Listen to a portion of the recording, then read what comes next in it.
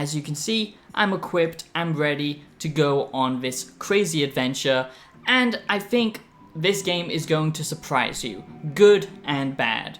I think this is not what people expected, and a lot of people are gonna try and hush it up, to be honest, but I'm here to cut through the BS, to expose the corporate establishment, and to give you objective gaming analysis, video essays, reviews, and philosophical content. So if that all sounds good to you, make sure that you do subscribe to the channel right now. It only takes you 2 seconds of your time before we get into this review of Indiana Jones. It wouldn't mean so much to me. I just put everything that I am into my channel, passionate about this community, OG YouTube, not goddamn Feastables down your throat. Feastables, yeah! So just give me some of your time, subscribe to the channel, give it a like if you enjoy it, that's up to you. Let's go with the video.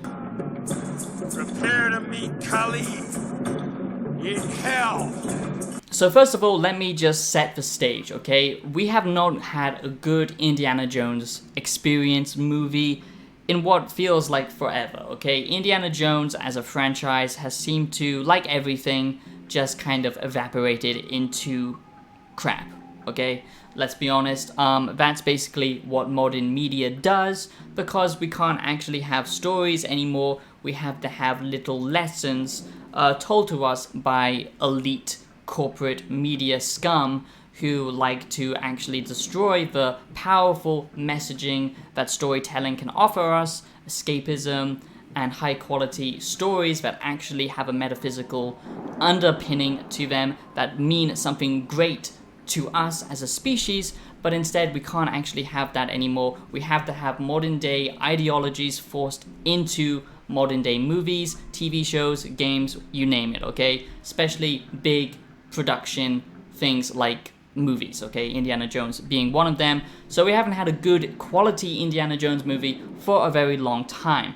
But luckily, this actually feels like a return to form, okay? This is Indiana Jones in his prime. He's not being whiplashed by some British lady or something. They're remaking Indiana Jones without Harrison Ford. You can't do that. And now they're making Ghostbusters with only women. What's going on? From what I've seen so far, the storytelling, the cinematics, all of that stuff is just top notch. The voice acting is incredible. It does do a good job of pulling you into the story and immersing you, and it really does do a good job of making you feel like Indiana Jones. Yes, it really makes you feel like Indiana Jones. Wow. This is not an action-focused, immersive sim that many people were hoping for with Indiana Jones, you know, themes on top, okay? This is actually very much a linear, stripped-back experience, heavily focused on stealth mechanics that are very outdated at this point, and basically very hand-holdy game design. And I think that is where a lot of people are going to be disappointed with this game. As Indiana Jones fans, die-hard fans of Indiana Jones, I think you're gonna love this either way. But as a game, it does feel very stripped back. It's very much an adventure exploration game, but the exploration is quite linear by design as well. And I honestly think that a lot of people might be surprised at just how stripped back this experience truly is. This is very much an old school game, and in some areas it nails that vibe, and I like it for that because I do think old game design is just better in many ways, but in other ways it's pretty bad, especially when it comes to the AI. This is quite a restrictive game in many regards because it gives you all of these cool tools to interact with, you know, a super in-depth combat system that you can tinker around with, but then it kind of handholds you and it doesn't really allow for true exploration, true, you know, immersion when it comes to player creative freedom, okay, like you would get in an immersive sim, which is a shame because it does have some cool mechanics in it, some great quality ragdolls, physics, all of that stuff, but sadly, Indiana Jones is very much a movie tie-in game, okay? Surprisingly, Indiana Jones and the Great Circle basically takes a lot of inspiration from the old Chronicles of Riddick series, which is also a movie tie-in game. And to be honest, we just don't get many movie tie-in games anymore, cinematic experiences. And like I said in my last video, I'm not a big fan of cinematic, story-driven games because I feel like they do a disservice of actual gaming potential. I feel like they do a disservice of the media of gaming and the potential of immersive storytelling through gameplay mechanics. So for this Indiana Jones and the Great Circle review, okay, I do want to go into the positives and the negatives like I do with all of my early reviews. That's how I like to do them. I also tell you if I have a bias or not, because I think that's important, and many reviewers will not tell you this. I try and be as objective as possible and cut through the BS, like I said. A lot of gaming outlets now, you can't trust them. The gaming industry has changed. That's why I like to do early reviews, because it's very important to take a look at games early, before the pre-orders, before they've already run away with your money. And also, a lot of gaming has just become marketing. A lot of, YouTubers are paid off shills that love games in previews and do a 180. So it's important to do an early breakdown of a game, I believe, from what I usually get hands-on or from what I've actually seen at events and all that stuff. I was getting quite hot, so sorry for the abrupt wardrobe change. So now let's talk about some of the positives and negatives of the Indiana Jones and the Great Circle review, because I do think this is going to be quite a mixed bag of a game, to be honest. So first of all, you might say that there's too much stealth, okay? There's too much stealth in this game, and yeah, a lot of people were expecting much more of a combat-focused Indiana Jones experience. There is a lot of combat in this, mostly 1v1, okay? The combat system kind of breaks down when you're dealing with more than one enemy. It kind of just doesn't work, to be honest. And you could say that is by design, because Indiana Jones is a middle-aged Indiana Jones, okay? He moves very slowly. Moving around doesn't feel that great. It feels slow and deliberate. The same thing with the actual shooting. You can't even aim down your sights, which doesn't really feel that great, to be honest. And obviously this was never going to be a first-person shooter or anything like that. You're not going to be doing 360 no-scopes as Indiana Jones. That would be pretty stupid. Are you serious? But I do think that they do limit player creative freedom and expression when it actually comes to the gameplay, okay? The moment-to-moment gameplay, it's usually very pigeonholed into stealth, and like I said, the stealth isn't that great. It's very much by the numbers stealth gameplay. You chuck a bottle, you chuck an object to distract the guard. The AI is not that great. I'll talk about that later. I'll talk about the AI system later, which isn't that great, sadly. The combat itself is actually a lot of fun to engage with. Basically, think of it as a stripped back version of the Tide games, okay? Warhammer 40k Dark Tide or Vermintide, something like that, where you have a push mechanic, you have a stun mechanic, then you have the classic melee whack-em-up type deal, and this isn't only with hand-to-hand combat, but what I love about it is you can literally interact with anything in the game itself, okay? You can pick up any object, you can literally, beat people up with a goddamn umbrella, a broomstick, a frying pan, whatever it is around you, you can usually interact with it and use it as a makeshift weapon, and in fact, it actually gives you a stunning bonus. And the same thing for stealth takedowns. You can do some pretty cool stealth takedowns. I love the ragdoll physics in this game, the stunning mechanic as well, where you use the whip to stun enemies or disarm enemies, and then you have a pushing mechanic where you can actually push enemies if they're close to a ledge or a trap or something similar, which is a lot of fun. And that moment-to-moment gameplay is a lot of fun because it feels very weighty, the sound design is great, the crack of the whip is so satisfying, and just the reactions of the enemies, I think that's where it's super cool and reactive, because they, stumble, they have great physics to them. I honestly like the over-the-top physics to this game, and it's just a lot of fun, to be honest. But where it breaks down is with the stealth gameplay, the stealth, systems, because it's very old school and very boring, where you just hide behind an object. The AI is so brain dead, you can crack a whip right next to them and they're just gonna look around like, huh? Where the hell was that? Like, it's just so dumb. They did actually say they were going to work on that after, the early access stuff, and that is what this early review is based on, and from what I actually saw at events myself, personally, but I wouldn't hold out hope that it has changed, to be honest, in the final release. And it's just very simple stuff, hiding behind objects, even if your head is poking out, they won't be able to see you.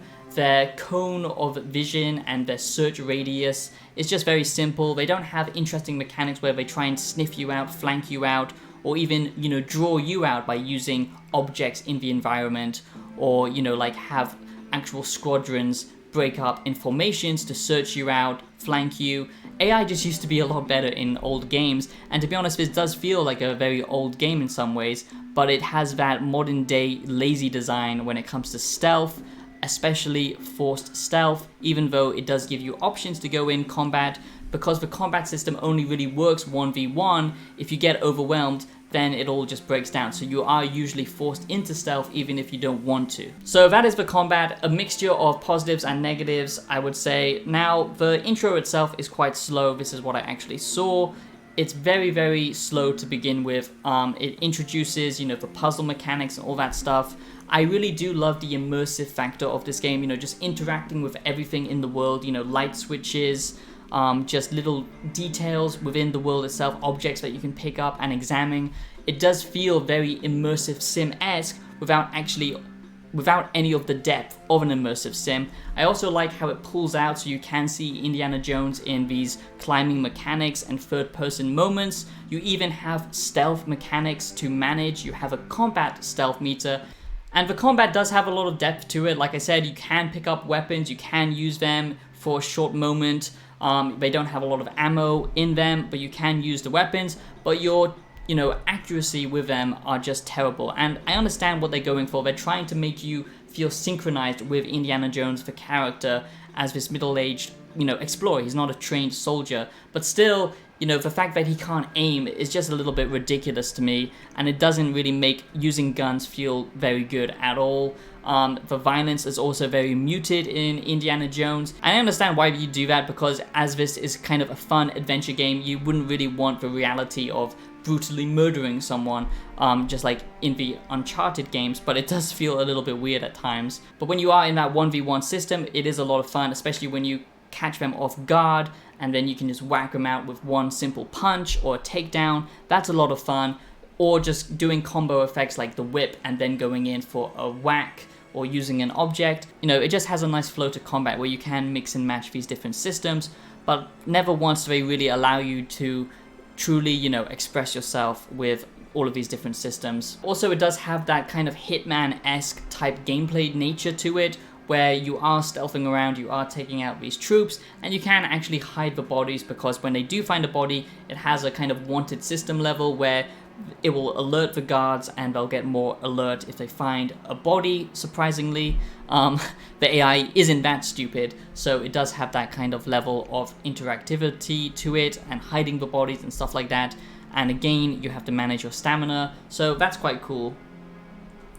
Another negative, a small negative that I do want to highlight is, even though this is very much a story-driven experience, okay, and that's the whole point of this game, they are very linear missions, very linear focused, and a lot of people will love that. I don't want an open world Indiana Jones game. There are open sections in Indiana Jones, and some of the kind of downtime between, a side mission or your objective, there's actually nothing going on, and you're just walking in classic kind of Bethesda Starfield inspired way, where nothing is actually going on and it's very boring. Nothing actually of interest going on around you, but the vistas themselves are actually beautiful. The graphics, the art style is nice. I would say that I don't like this focus on hyperrealism, because this is why games take so long to be created, but it does still have a charming art style to it as well, where it's deliberately made to show off this cinematic feel, this filmic nature to it, but it is trying to still capture that hyper-realistic look. That's where a lot of development time goes into, instead of interesting mechanics.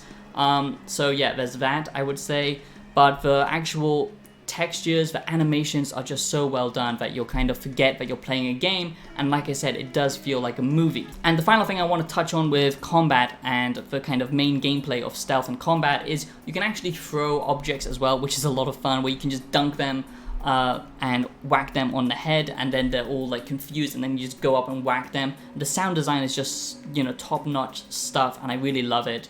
But now let's actually get into the meat and potatoes of this game, which is exploration, because like I said, this is not an action-focused game, this is not an immersive sim, so don't expect that. This is very much a linear, story-driven exploration game, although the exploration is actually very hand-holdy, which is quite disappointing. But still, let's talk about exploration, because it does do some things very well, others not so much. I do hope you are enjoying the Indiana Jones and the Great Circle review. for Indiana Jones and the Great Circle early review looking at this game, as I think it is important.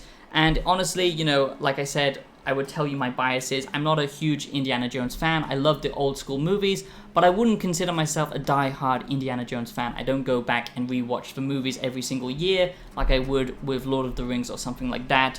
But I am an Indiana Jones fan, and I do think immersive storytelling experiences like this do have a place in gaming, in the gaming industry, just like God of War or The Last of Us. But the problem is AAA games and the industry is too much focused on this type of experience now.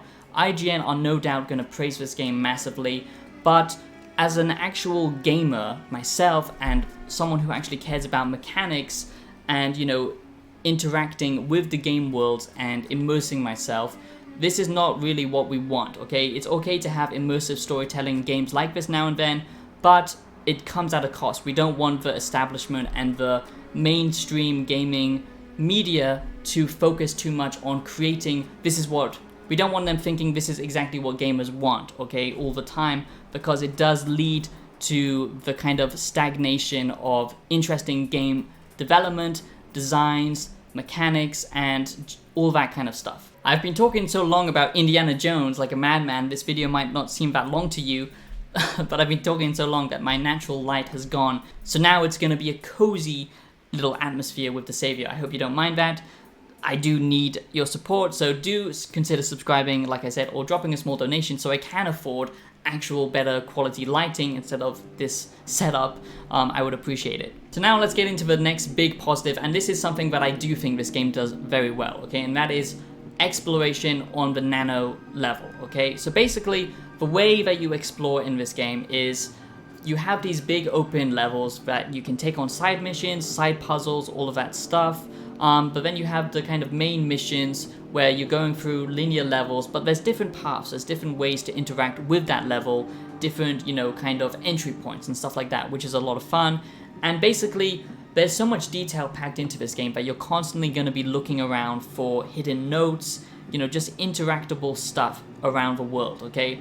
It feels like Wolfenstein if it was at a snail's pace, okay? Because it does feel very slow and deliberate. And that sometimes is a little bit annoying because this isn't the frantic Wolfenstein, you know, gameplay that you might know and love of going around shooting everyone. This is very much a slow-natured experience, okay, of just walking around, interacting with things, and hearing Indiana Jones talk to himself. And that is quite annoying because basically at many points in this game when you're doing stuff like interacting with puzzles, Indiana Jones will just comment on what you have to do next. Instead of letting the player figure it out, instead of actually trusting the player that they have some intelligence, Indiana Jones will just go off on a tangent. Basically, Indiana Jones will basically spell it out for you, and that does take away some of the, you know, eureka moments, even though the puzzles aren't even that complicated. But still, when it does nail the exploration feel, it really is a lot of fun, and it's best when you are exploring side passages,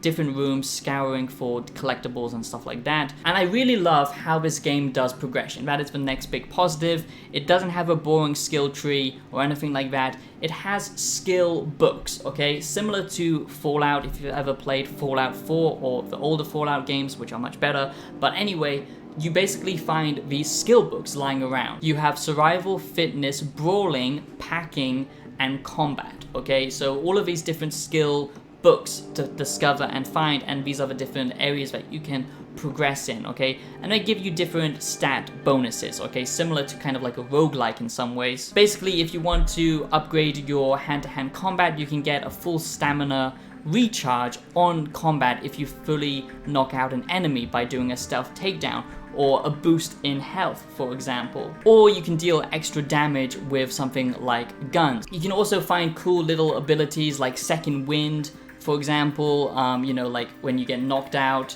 and you're supposed to die, you can actually have a second chance to come back to life if you go and reach your trusty hat in time. You have to crawl to it and pick it back up.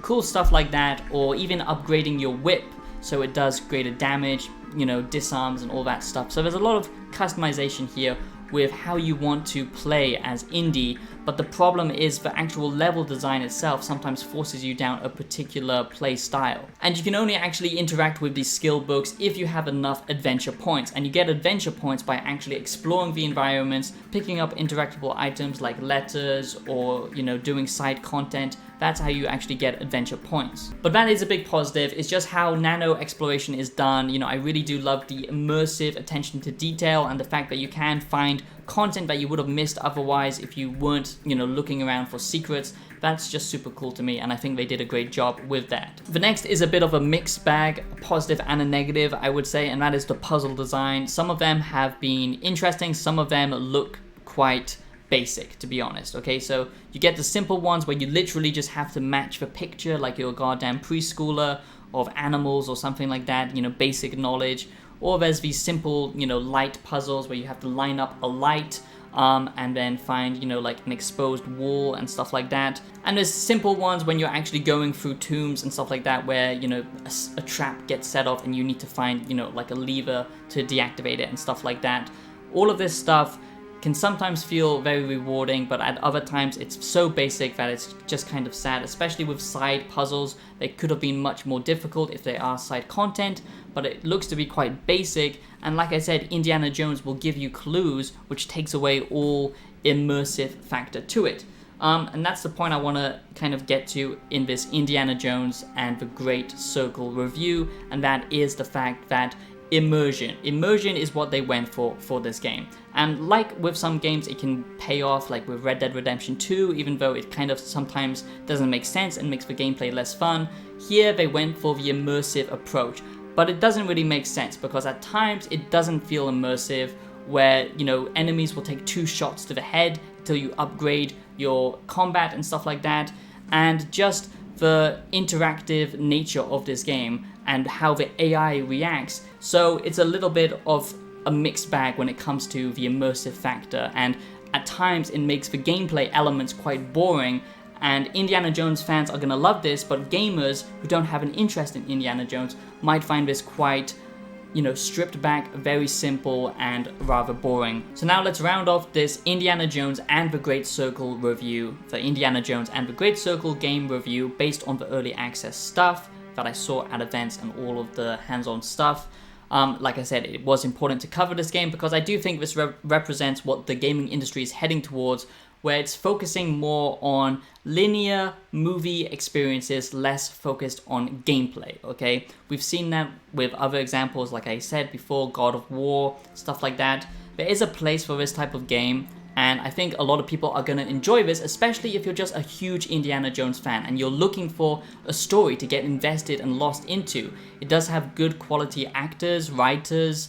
From what I've seen, it's not so cringe-inducing or trying to, like force an ideology like with Dragon Age. So far, it seems to respect the source material, and this is a good return to form for Indiana Jones because we haven't had a good Indiana Jones experience in a very long time. But as a game, it just has a lot of systems that sometimes really work and sometimes don't. So all in all, I would say that if you're a huge Indiana Jones fan, that this is definitely worth your time, or if you just want a good story, puzzle adventure game that is heavy on stealth mechanics that feel outdated, but fun melee combat system, although it's quite restrictive in how you actually engage with the world and the levels, it's still a lot of fun to explore them, but I don't see much replayability in this type of experience. They could have gone a different route to make it much more interesting, to give the players a lot more freedom, like, a Deus Ex Indiana Jones game. That would have been awesome, but I do think this is still a good time.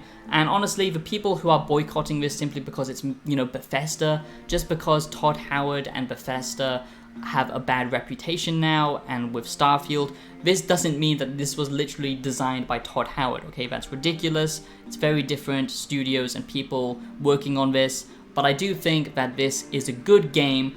But I am worried that if this becomes the standard for big AAA experiences, we're losing a lot of potential that gaming has to tell us good stories by actually interacting with the mechanics and the world ourselves.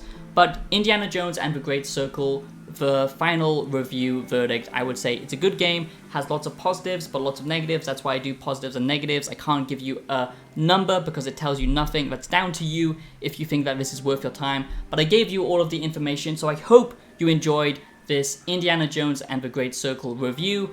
I had a lot of fun making it. I spent a lot of time looking into this game, and from what I've actually seen at events, it does seem to be a good game. Only a few crashes, but I think that probably will get ironed out before release. So let me know if you're going to pick up Indiana Jones and the Great Circle. Let me know what you think of this game, and yeah, just sound off in the comments and subscribe if you're new. Thanks so much for watching my returning wise ones, and I'll see you in the next video. Have a great day. Peace out.